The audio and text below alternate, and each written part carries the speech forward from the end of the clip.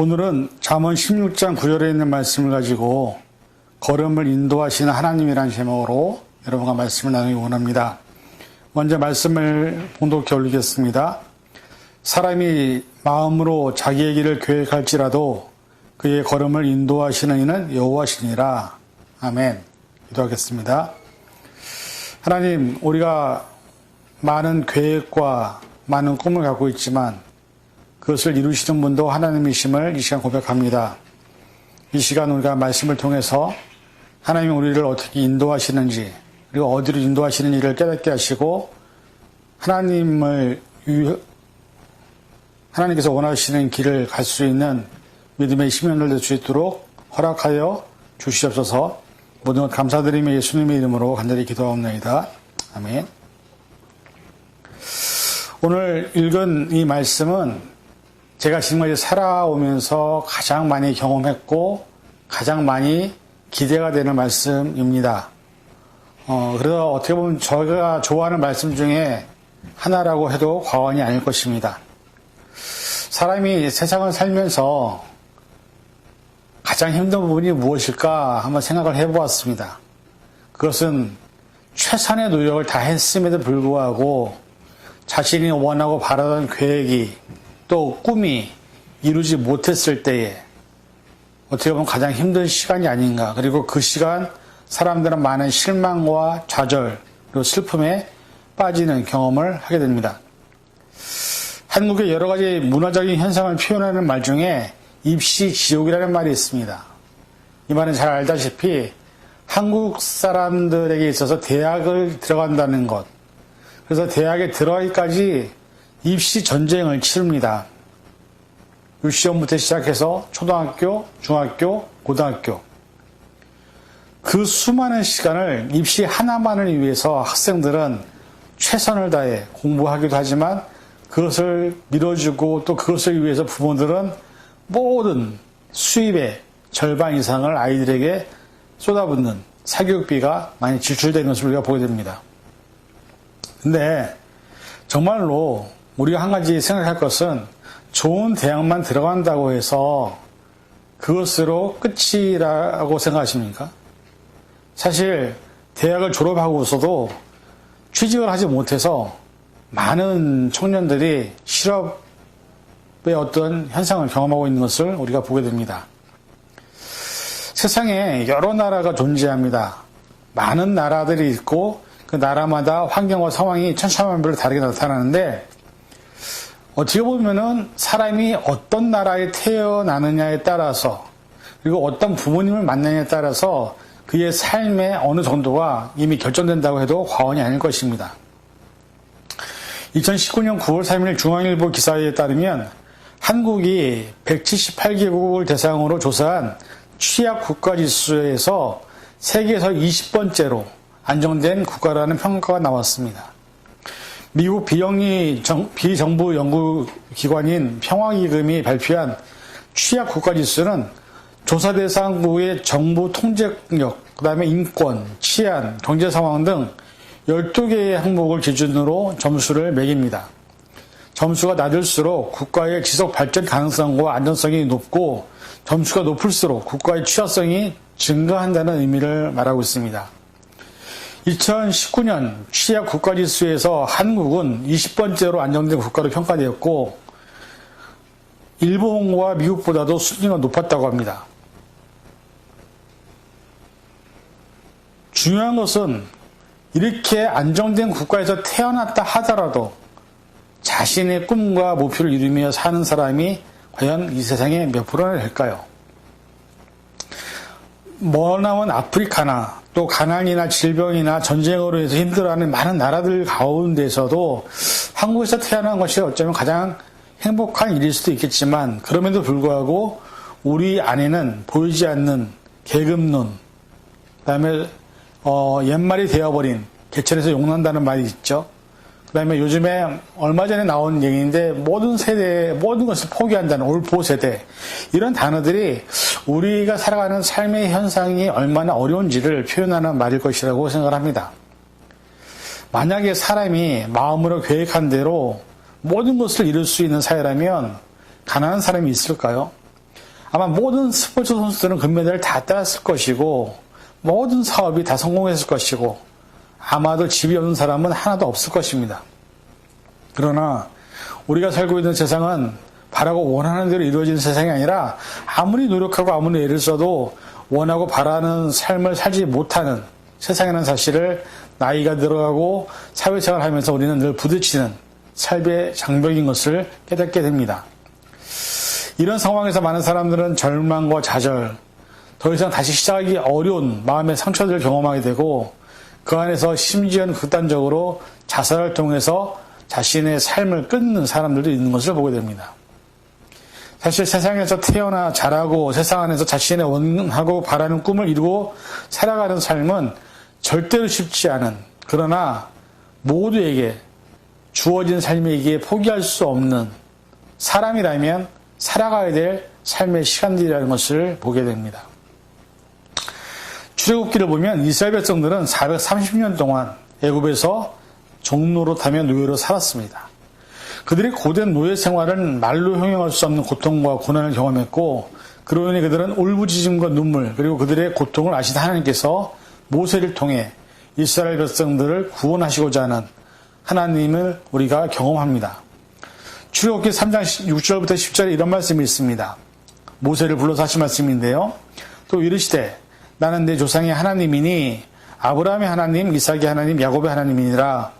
모세가 하나님 배웁기를 두려워하여 얼굴을 가리매 여호와께서 이르시되 내가 애굽에 있는 백성의 고통을 분명히 보고 그들이 감독자로 말미암아 부르짖음을 듣고 그 근심을 알고 내가 내려가서 그들을 애굽의 손에서 건져내고 그들을 그 땅에서 인도하여 아름답고 광대한 땅, 젖과 꿀이 흐르는 땅, 곧 가나안 족속, 헷 족속, 아모리 족속, 브리스 족속, 히위 족속, 여보스 족속의 지방에 데려가라 하노라. 이제 가라. 이스라엘 자손의 부르짖음이 내게 달하고 애굽 사람이 그들을 괴롭히는 학대도 내가 보았으니 이제 내가 너를 바로에게 보내어 너의 백성 이스라엘 자손을 애굽에서 인도하여 내게 하리라. 이렇게 말씀합니다. 여러분 이 말씀을 들으시면서 어떤 느낌을 받으십니까? 저도 지금까지 살아오면서 수없이 말로 형용할 수 없는 고통과 고난의 터널을 지나왔습니다. 그리고 가장 힘들고 어려운 시간에는 사실 이 말씀을 통해서 제가 하나 깨달은 것이 있었습니다.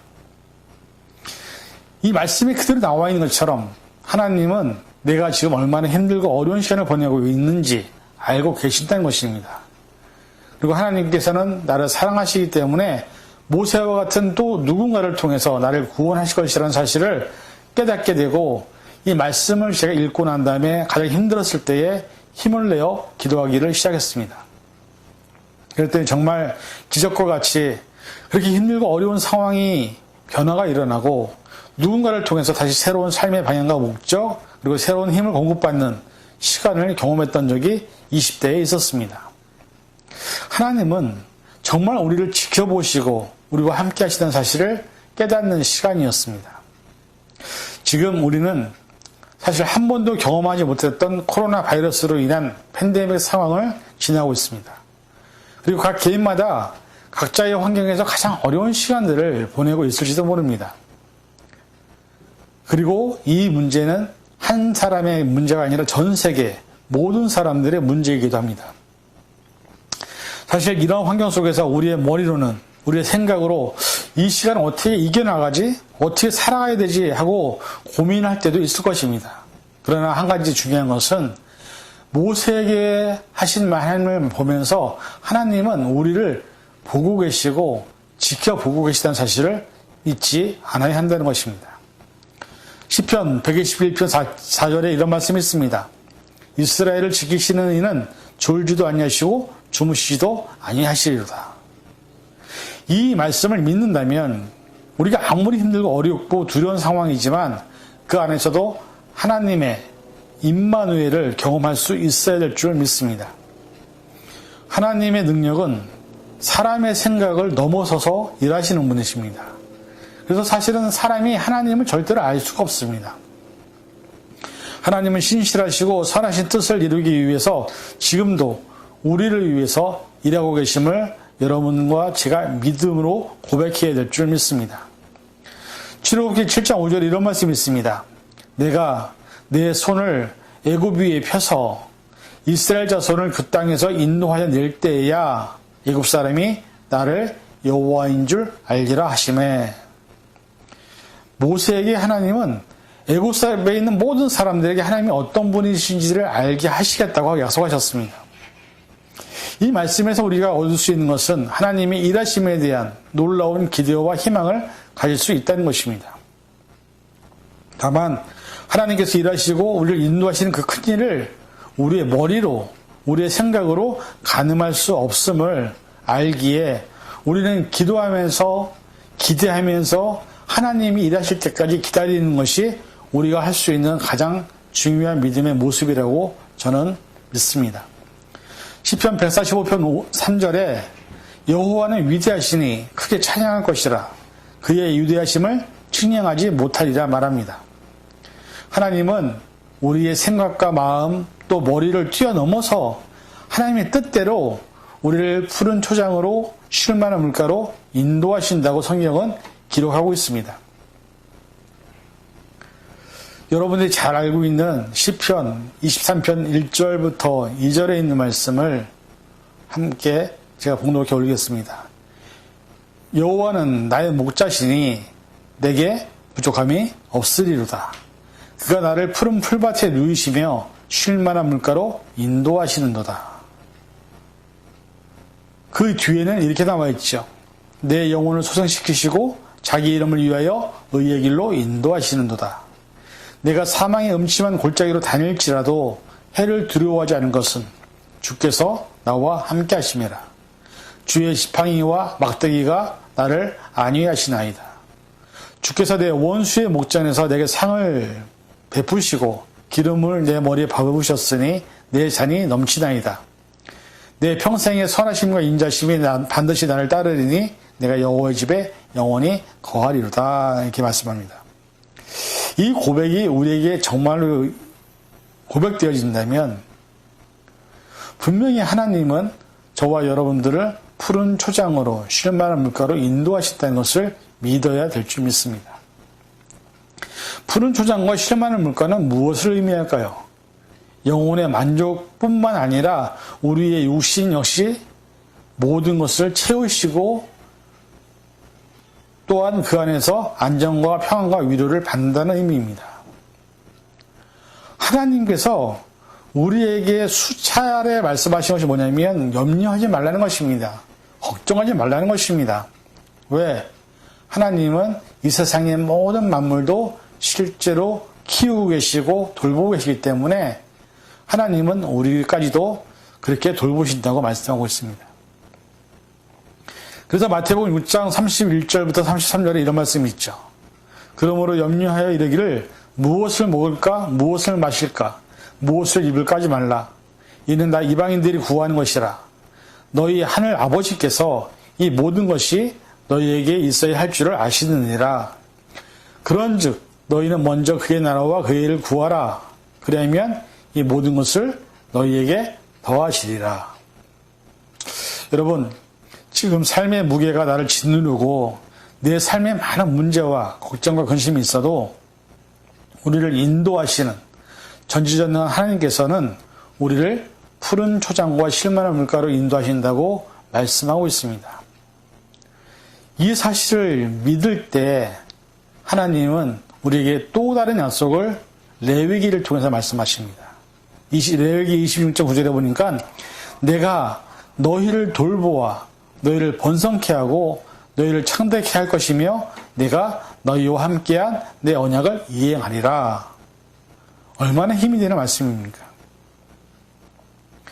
우리의 생각과 마음과 계획을 통해서 많은 것들을 우리는 이루기 위해서 노력을 합니다. 그것이 우리가 해야 될 일이죠. 그러나 한 가지 잊지 말아야 할 것은 우리가 해야 될 부분이 있고 하나님이 하실 부분이 있다는 사실입니다. 중요한 것은 저와 여러분들이 내게 주어진 삶에서 최선을 다하고 그 결과를 하나님께 맡길 때 하나님은 더 크게 우리를 위해 일하심을 보이실 것이라는 사실을 믿어야 될 줄 믿습니다. 우리의 가장 좋은 길을 아시는 분은 하나님이십니다. 우리에게 있어서 가장 중요한 것이 무엇인지를 아시는 분도 하나님이십니다. 그래서 우리가 이 사실을 믿고 우리가 여러 가지 많은 머리로 또 생각으로 계획하고 하는 것이 이루어지지 않는다 할지라도 그 안에서 가장 선하게 가장 좋은 것을 주시는 하나님을 믿고 의지하면서 기도하고 기대하며 기다린다면 하나님은 분명히 저와 여러분의 삶에 놀라운 축복을 주실 것을 믿는 그런 믿음의 시민들이 되시기를 주님의 이름으로 간절히 축원을 드립니다. 기도하겠습니다. 사랑해 주님, 사람은 자신의 머리와 생각으로 자신의 삶을 만들려고 합니다. 그러나 우리의 삶을 만드시고 어루만지시고 이끄시는 분은 우리가 아니라 하나님임을 고백하게 하여 주시옵소서. 우리의 힘든 순간에도 우리 어려운 순간에도 하나님은 우리와 함께 계심을 믿고 그 안에서 하나님의 놀라운 사랑을 하나님의 놀라운 은혜를 경험하는 시간을 될 수 있도록 허락하여 주시옵소서. 오늘 이 시간 말씀을 통해서 우리를 인도하시는 우리의 걸음을 인도하시는 하나님이 얼마나 좋으신 분인지를 깨달았습니다. 그 하나님과 함께 한 걸음 한 걸음 걸어가서 하나님이 예비하신 놀라운 축복들을 경험하고 놀라운 능력을 경험하는 그런 우리가 될 수 있도록 허락하여 주시옵소서. 모든 것 감사드리며 예수님의 이름으로 간절히 기도하옵나이다. 아멘.